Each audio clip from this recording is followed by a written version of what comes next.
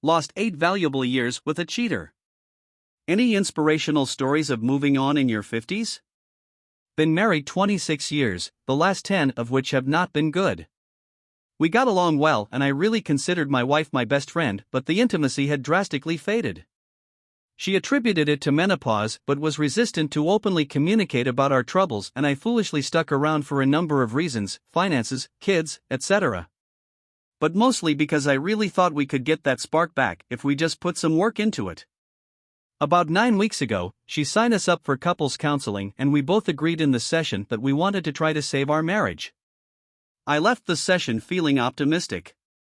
The very next day, I found out that she has been in love with someone else and has been having an affair with him for the past 8 years. I found anniversary cards they had sent to each other. The shock was just overwhelming. I had suspicions about whether she had ever been unfaithful to me, but no way was I expecting this.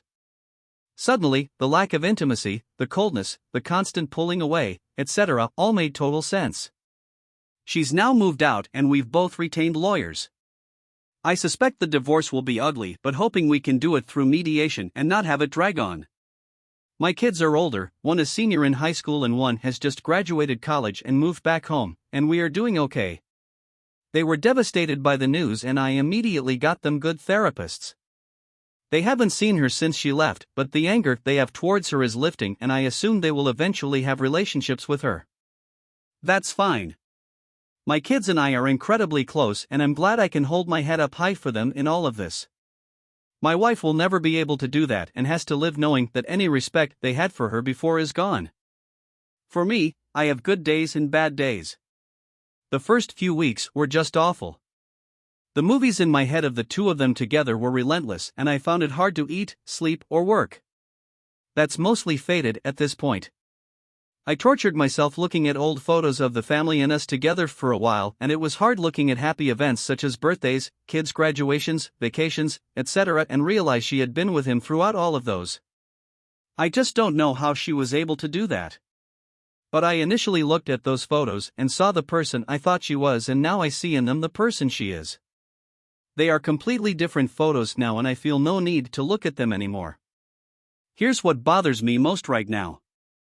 I'm optimistic about moving forward and having this person out of my life, but I'm just so bitter and angry about all this time that I lost. Yes, I should have left. I thought about it many times over the years and just didn't do it. I'm 56 now and feel that I perhaps could have been happy with someone else by now if she'd just ended the marriage when the affair started. Those were important years for me age-wise and they are just gone. I have no choice but to accept it and learn to live with it, but man, it's hard. Anyone have any comments about moving on after a long marriage? Or stories about dating or finding a new partner later in life? I could use a few. My wife had an 8-year affair update, 20 months later. So it's hard to believe 20 months have passed. No, I am not yet divorced. I stupidly let things coast for a while, attempting to get my ex to agree to mediation, racking up legal costs, etc., before finally officially filing about 6 months ago. We're now in mediation and although it's not exactly going well, I hope we'll have an agreement soon. I really need this divorce to be done and dusted.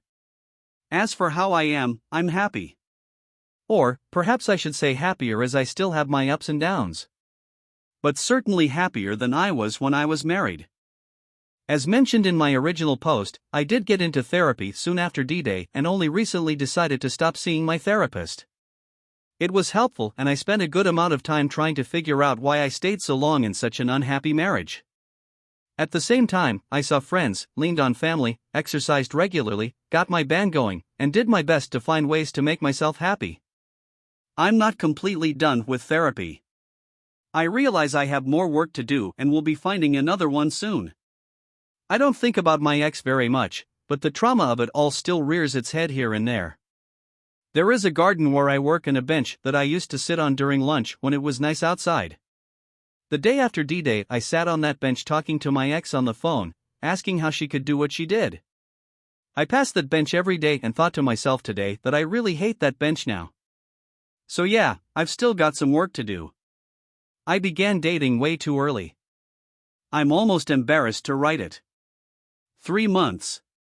But I was always honest about my status and have to say, I went on lots of great dates, always had interesting conversations, had a few relationships here and there, and made a few new friends as well. I've since taken a break from dating though, as I really just want to get this divorce done.